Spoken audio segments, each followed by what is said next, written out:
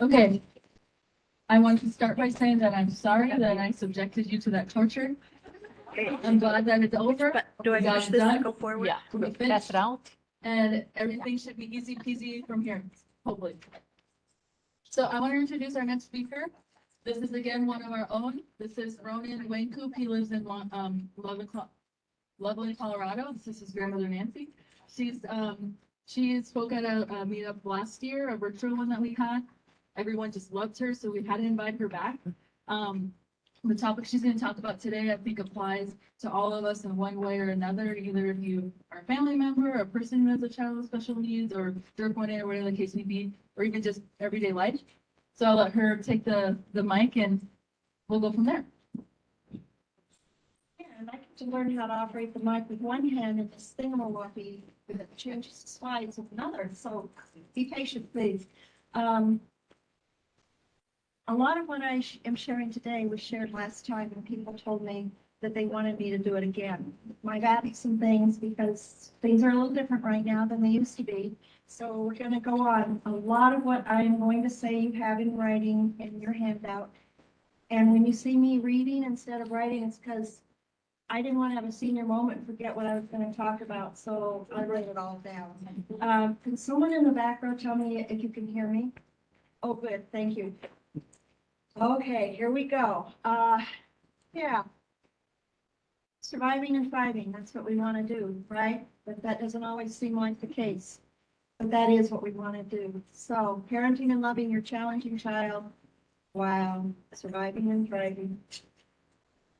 Today's topics, and I don't know because we have a little delay and because I might get off balance or something, but this is what we're going to be talking about. I hope I can get down to the end. If not, then I will put some notes on paper and send it to you guys to be shared, okay? And so there. We're going to start with what people asked me to talk about, post-traumatic stress disorder. Well, you guys don't have post-traumatic stress disorder because it's ongoing, it's persistent. Some people, and the more clinical people now say it's called prolonged. It means a series of events that go on and on and on, or fear that something might be happening. It's an event or series of events or circumstances which are physically or emotionally harmful, has a lasting adverse effect on a person's functioning. Doesn't matter if it's a little bit of that or a lot of that, it's still that. So, why do we include grief?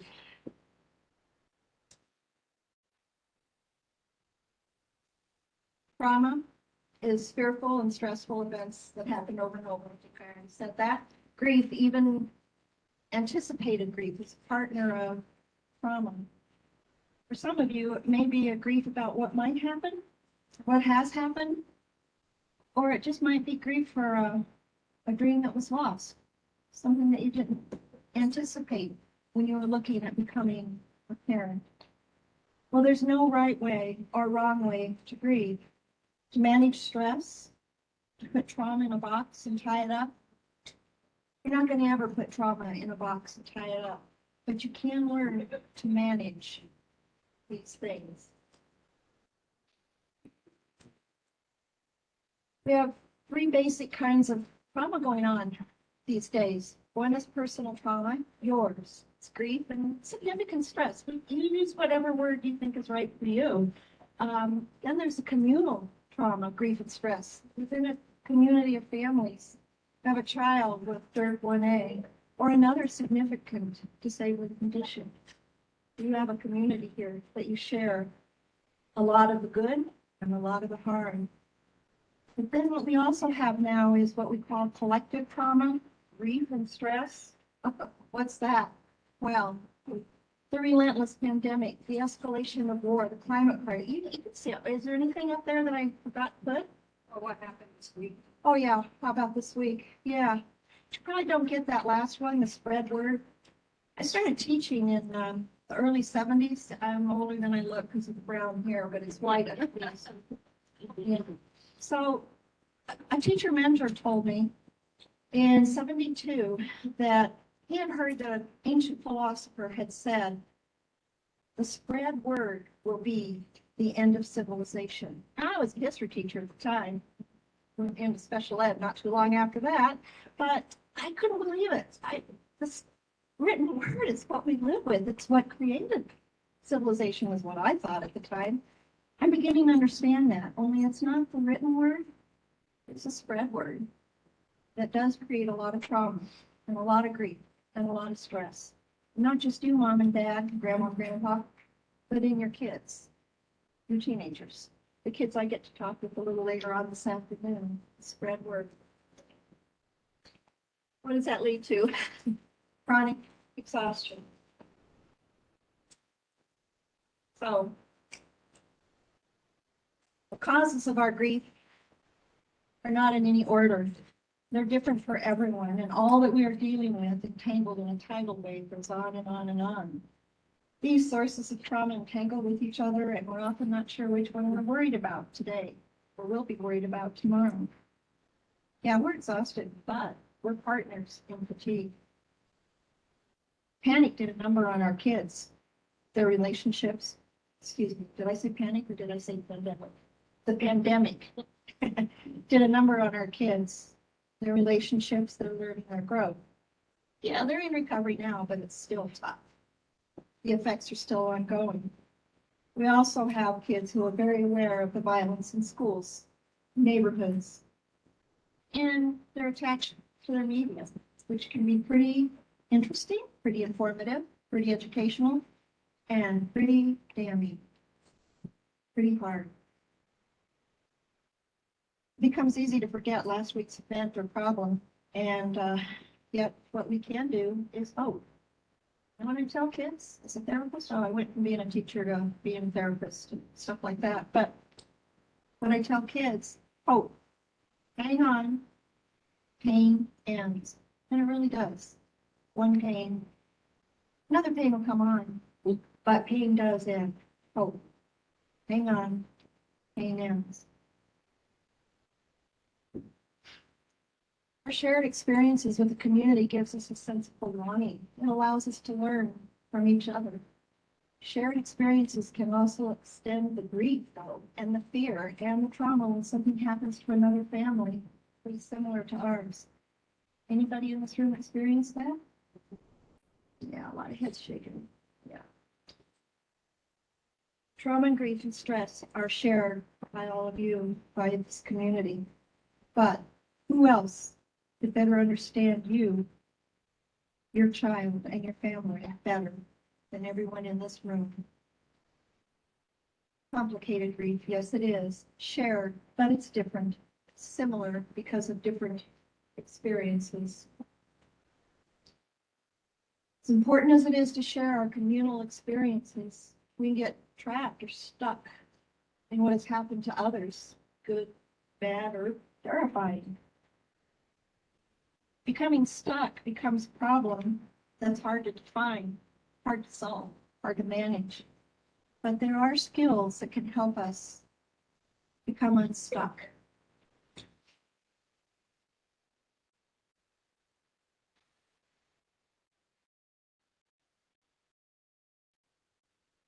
Let's take a moment to read it.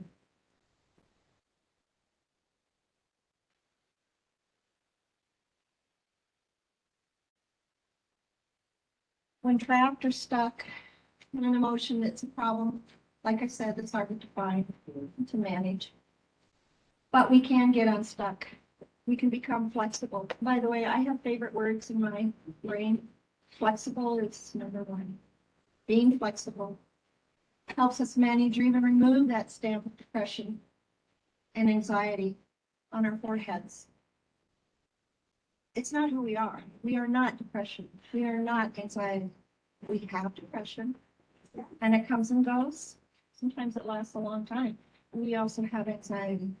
But it comes and goes. Sometimes it lasts a long time.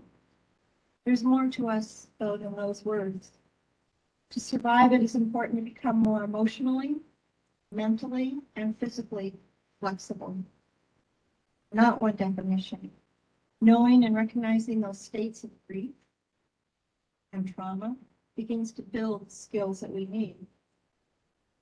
Problem undefined, like I said, is one that can't be solved, can't be understood. Problem defined is one that can be more understood and therefore Spread.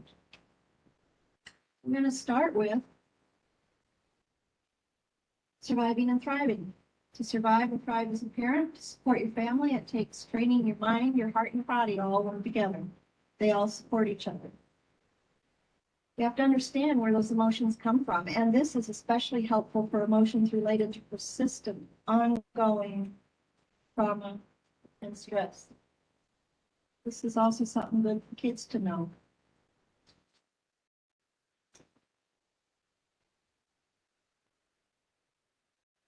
So first, a thought. I know where I am. Okay, thoughts come first. We think something. It's not emotions that come first. It's the thought that comes first. It's been well documented that that happens. We think something, and that thought leads us to feeling. Leads us to feeling. What we're thinking tells us what we should feel, and that feeling tells us how to respond. We react, we respond, we behave based on feeling, and that feeling is based on our thought. After our reaction, the next thought comes, the next feeling, and the next action. It can go, and it can go, and it can go.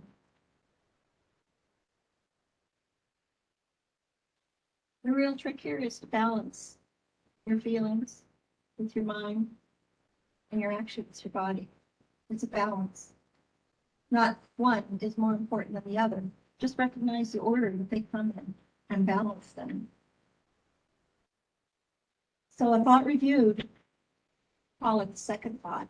Thought reviewed is the second thought. Gives us a chance to balance our feelings and our responses. Second thoughts, balanced feelings, and resulting responses help us cope and respond to even more productive ways. Your feelings are valid. I don't care what they are. Your feelings are valid. Both the first feelings and the second. They need to be understood and heard. But when actions are driven by feelings that become harmful to us and to others, it's time to re-examine the thought and its impact on our emotions. Oh, and by the way, its impact on our kids and our spouses. Oh, maybe the people we work with too. Thoughts matter. We've got to turn down the volume of our emotions and ourselves, for ourselves and for others. Pretty hard to do in today's world, isn't it? We're in a collective mess. We've become more efficient at trying to skip the pain, turn off the news, avoid our own feelings, but we're exhausted. But we're needed. No one is more needed than you as parents, for your children, as spouses and support people for each other. So how do we examine our thoughts? Well, you got to start by asking yourself, is my thought really true? What's the evidence of my thought? Is there another way to think about this thing? What would you tell a loved one who has this thought? If you were to transfer your thought to somebody else, what would you tell them? Well, our first and second thoughts and the feelings they create and the responses, they're all valid. I'm not dismissing them, but some can be pretty harmful to yourself and to others. They can have negative consequences. But those second thoughts, when needed, give us a chance to control what we feel and what we do. And we're in control. That's what we want. So, cautionary tale here. You're not your emotion. I said that. A feeling is not who you are. It's not your identity. Your emotion comes back and goes away again, doesn't it? Try this. Try avoid identifying with your feeling. Saying, I am scared means I am scared all the time. That's who I am. I am angry. I am frustrated. And nothing's going to make a difference because that's who I am. Always. No, that's a first thought. That's not your second thought. Try this. Try to identify the transient nature of your feelings.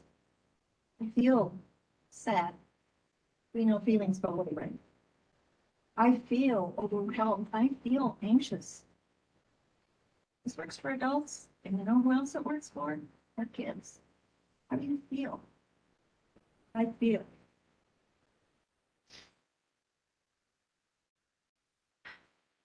And it's helpful not to own or to be those words of grief, stress, and trauma.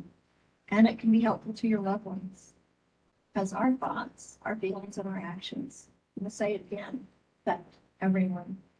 Help your loved ones by understanding and seeing the transitory nature of your feelings and actions. It's a state of being. It comes and it goes. Like I said, state of being, they come and go. Recognizing and labeling those states of stress, of grief, trauma is a major step in understanding yourself, your needs, and the self-care that follows. Know how you do that? Name it to tame it. Name it to tame it. I've taught kids for over 40 years the importance of naming their emotions so they can tame it. It does help. Some it helps more than others, but it helps. You got to put your thoughts, feelings, hopes, fears, your needs into words. As I shared earlier, emotions are a state of being. States change, they come and go. Moments, events, emotions, everything comes and goes. There's only one moment that is guaranteed. That's now. Who are you? What are you? How are you? Now. Now is what counts. Describing what you're feeling and why to yourself and to others can be a major first step. First step in to your own self-care. I feel anxious because I am thinking. I did that because I thought of. I felt angry and then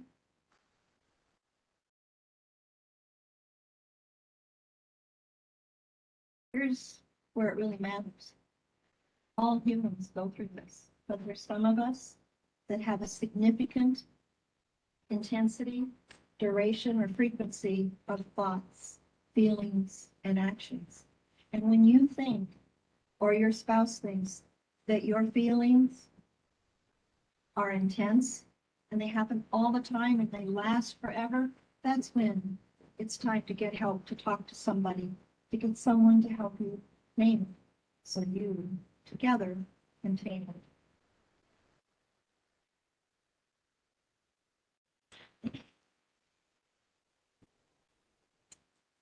So here's a different, what they used to call stages, but now we know they're not stages because stages come and go. They're now calling them states of grief.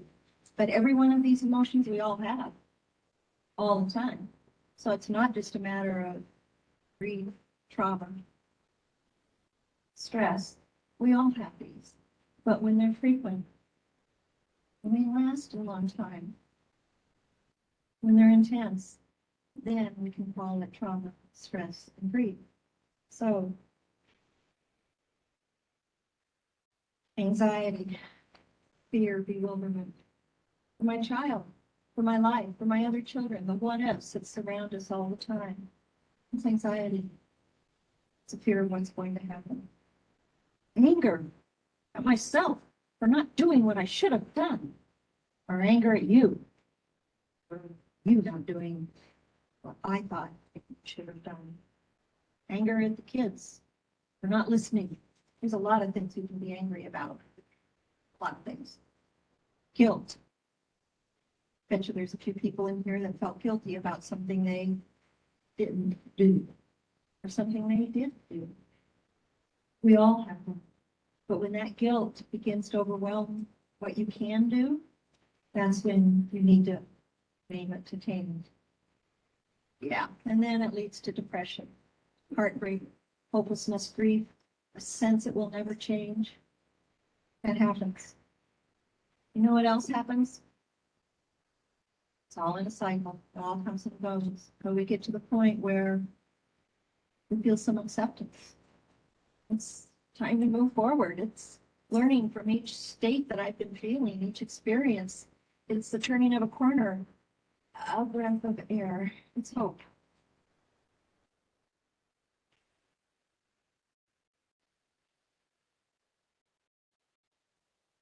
I'm gonna add sixth stage.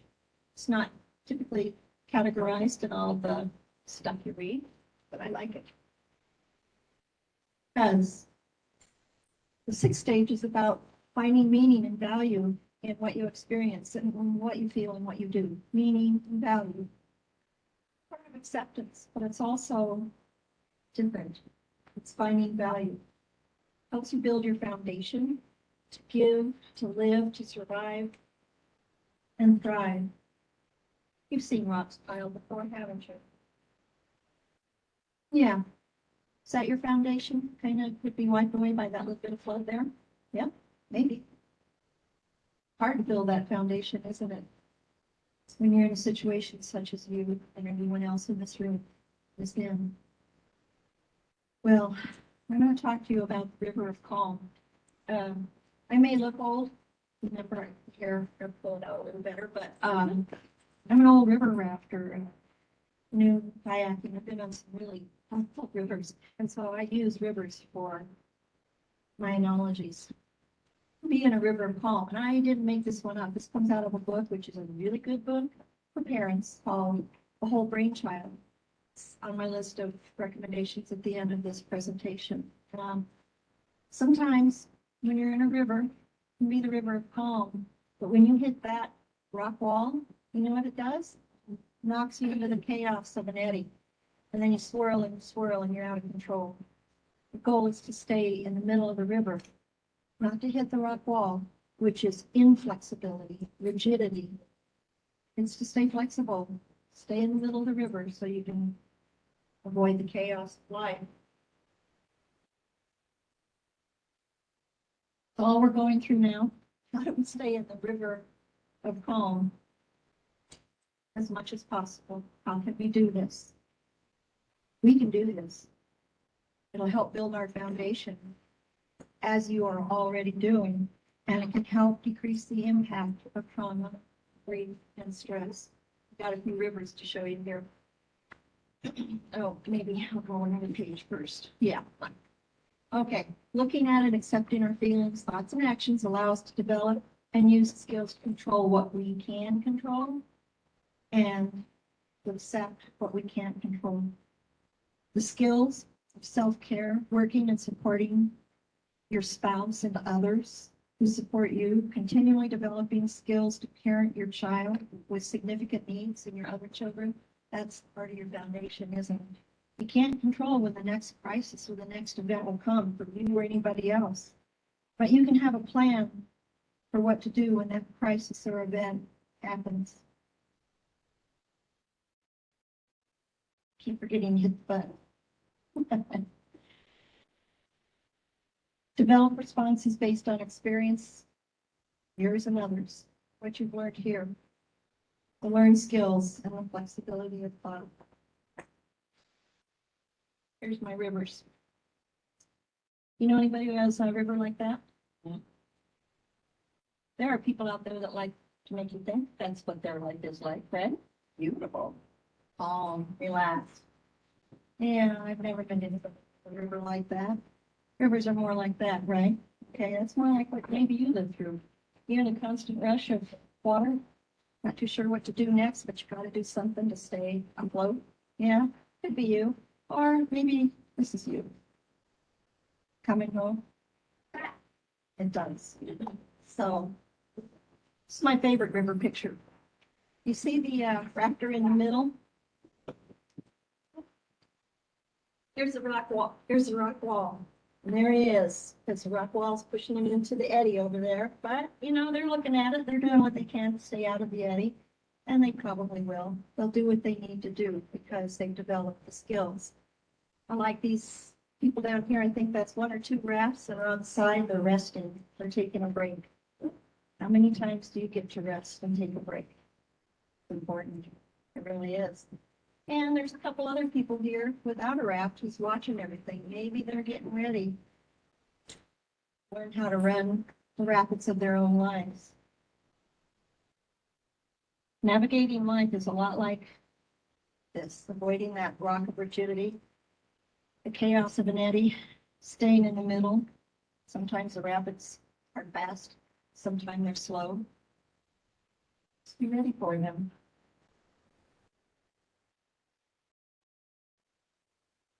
Viktor Frankl, survivor of the Holocaust. Between a stimulus and a response, there is a space. And in that space is our power to choose our response. In our response lies our growth and our freedom. This quote underlines the concept of thought, driving feelings, driving responses. We're on to the second topic of 5. So please be sure to let me know when I'm running close to overtime, okay? All right. Know a little bit about stress and trauma now. Some of you are probably agreeing. Some of you are probably saying, oh, that's not me, that's somebody else. Doesn't matter. It's just good to know and to recognize, because if you don't feel it, other people do. And you need to know about it. What's really important is for you to take care of your own mind, body, heart. It's the most important relationship you'll have is the one you have with yourself. And to find support. How do you do that? Come to conferences like this, to meetings, group meetings, because this is where people understand you. People get you. People know what you're going through and what you're doing and how they can help. They're your friends here. There's someone who will listen. And there's other people out there who will listen. Not just a therapist, but maybe a sister or a brother or a friend or a grandma or a grandpa. Somebody will listen. Sharing experiences gives us a sense of belonging. It allows us to learn from each other when we share experiences. And then there's professional providers who know your child with significant needs well and has ideas. Your doctors, your teachers, your therapists, the people who support you, grab their ideas, know what they're doing, ask those questions, do what they do, follow up with them. And then, of course, your own mental health and support as needed. Used to be, back in the day, and I know that day fairly well, where the thought of searching for mental health support was like, a no-no, because I'm not one of those people. Things have changed in the last 60 years or so. Now getting help is something that we know can be very helpful and important to do. If the duration, the frequency, and the intensity of your emotions is high, get some help. I also like to tell people, even if it isn't high, it's better to do it before you even get started.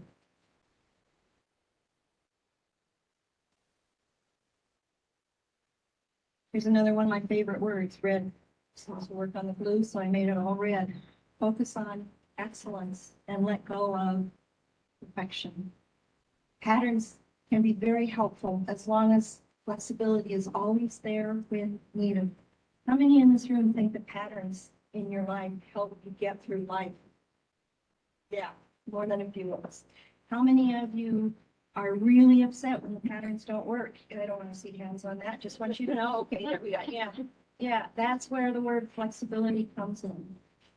That's where not hitting that rock wall comes in. Flexibility is important. Excellence and not perfection. Perfection, there's just one road to perfection. It's a destination. Excellence is a journey. And you can go a couple different ways, and you can go backwards, and then you can go forwards, and you can change your mind about the path you're on, but you can still be on your journey. Excellence. Reduce your own negative self-thought. Everyone in here has negative self-thought. You all do. But reduce it. You know who else you need to reduce it about? That person sitting next to you, or that kid in the room. Anybody else? Because it's not going to take you anywhere, and it's going to make it less negative. Make time for yourself, however you can, as a couple, as well. So, one thing I didn't say, we tend to be more critical of ourselves than we are of anybody else. So that's what you gotta let go of. I have a book I like to quote, and I'm actually have done a whole presentation about it. It's called Deep Survival. If you really like to read about anything other than, what you're dealing with, read Deep Survival. The guy who wrote it wrote about all kinds of different events that people have in which they could have very well died. Plane accidents, wars, all kinds of things. How come some survive and some don't? He gives 12 tips for survival. Pretty good. Pretty good.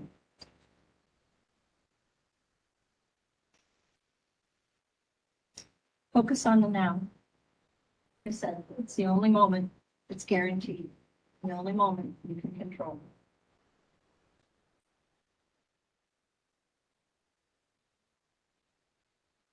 Some of you aren't going to like this, but that's okay. Some of you will.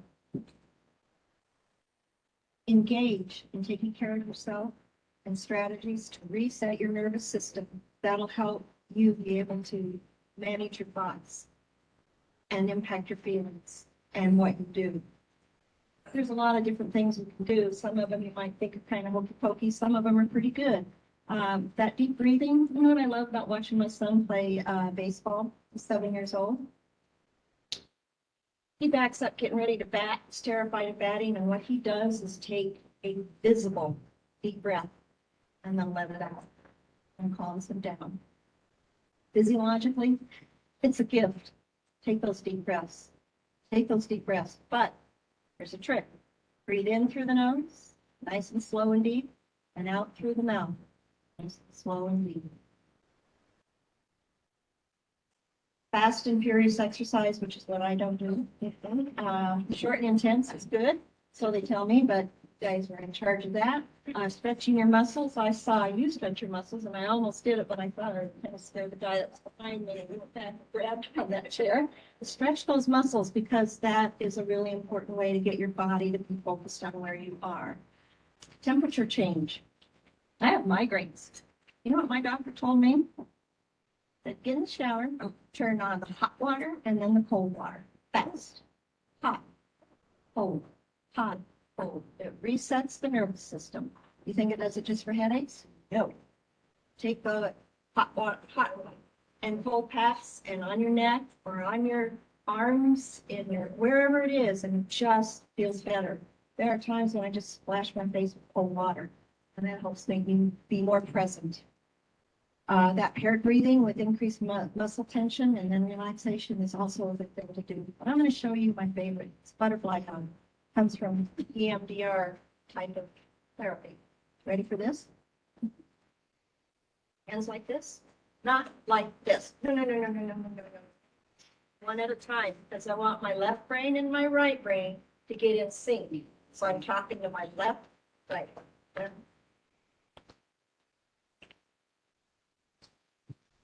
Hold that just for a minute. Feels good, doesn't it? And it doesn't look as silly as I thought. Yeah. Get all of your senses involved. This afternoon, so I don't see too many young kids in here. Good, so I can tell you we're going to have cookies and grandma time.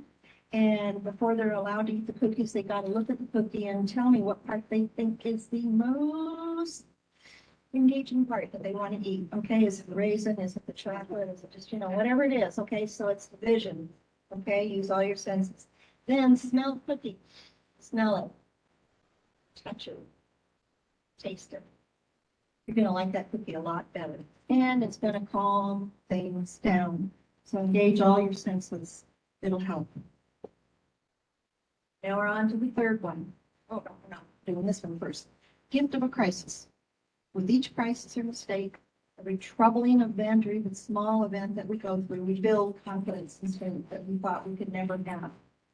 Nobody has the confidence and strength that you have. I shouldn't say nobody. People who have similar situations to you probably do, but you guys have more than most. Expect that and accept that today is not like yesterday and won't be like tomorrow. It's just different. You know what I tell the kids when they're upset because they didn't get to do X, Y, and Z and somebody else did? Guess what fair is? Fair is about the weather. Let go of envy because fair is about the weather. Things don't happen to us fairly. Just remember, it's not just your child who's unique, so are you. Who could teach or guide others more than a parent of a child with significant needs? Be grateful for every little stride your child makes in life. You are making a huge difference in your child's life and in the lives of all your family members because of what you're learning and what you do, and because of those mistakes you made, because that's how we learn. Communication, oh, now on parents and partnering. We're getting there, guys, tonight. Good, all right. Communication is key. It's hard to communicate, especially when you're so stressed by so many things that are going on. But I'm going to give you something to think about. Communication, 10% of your communication is the words you use. That's all. 10% is the words. Your tone of voice is 35%. I can say hi. Hi. Those also did differently, didn't they? Okay, tone of voice is 35%. Oh, what's left? Body language, 35%. 35% of what we communicate is body language. So, excuse me, 55%. Avoid communicating, especially when you're stressed and your family member is stressed, with animosity, because it doesn't work no matter what. You want to let them know how angry you are? I'm feeling angry. I need some help. I need some space. Not the yelling and the screaming that we do because we're so stressed, so upset. It doesn't work because you know what animosity does? It bounces right back to you. Would that help? No. No.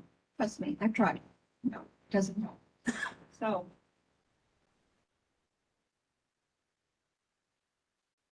give each other some freedom to be with other children, friends, and family. I'm going to share a story that my daughter-in-law said. Okay, Katie? Ben, okay, okay. That wonderful dad of Ronnie came home from work early, maybe. I can't remember if it was work early or not, but he came home and you know what he did? Cleaned up the house. He folded the linen. He got dinner started. I mean, I could go on and on with all he did. And you know what Katie did? She really appreciated it, but you know what she really could have used? Would you just take care of the kids for a bit so I can go for a drive, a walk, something? He did his best, and I'm glad you clapped for him. But you know what she really needed at that point? Was time, space. So just communicate what your needs are. Be vulnerable. Your address. No, you get his address. Be vulnerable. Recognize your need for help and ask for it. Not just from your spouse or somebody, but from your friends or gosh, your grandparents. I know my family, if it weren't for grandparents over there. Well, I don't know how you do it, you guys. Grandparents. Acknowledge what your partner is doing. Acknowledge what they're doing. Because whatever it is, it's hard. It is hard. Acknowledge your own and your spouse's strengths and weaknesses in living in your situation. Sometimes just hearing this from someone who loves me, I know this is hard. I know you need a break. Is there something I can do? That's all I would need. And then I'd be okay to go doing what I was doing, unless I really needed that break. But acknowledge and ask, communicate. And don't hesitate to get professional help if you want it together, because it does help. And All right. And this is one of my more important phrases that I say all the time to myself and to others. Children, oh, this is the next topic. We're on number 4, so we're doing good. Children who need us the most ask for help in the most difficult ways. Those patterns and schedules can be comforting and reassuring, not only for your child, but for your family, as long as you keep flexibility and excellence in mind. Patience and flexibility can be our most effective skills. Continue to observe and carefully notice needs, changes, and growth in all areas of need. I will be talking with the teenagers today about what have you noticed that your sibling has done differently lately that's cool, just one thing. Because we need to notice those things, not just to acknowledge the kid who's doing it, but to acknowledge ourselves and what we're doing to support the growth.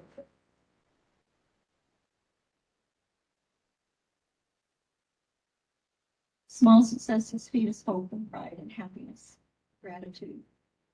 Smiles and comments, pats on the back for those kids and spouses. Sharing a story, we learn more from praises than we do correctives. Slide, I forgot to change.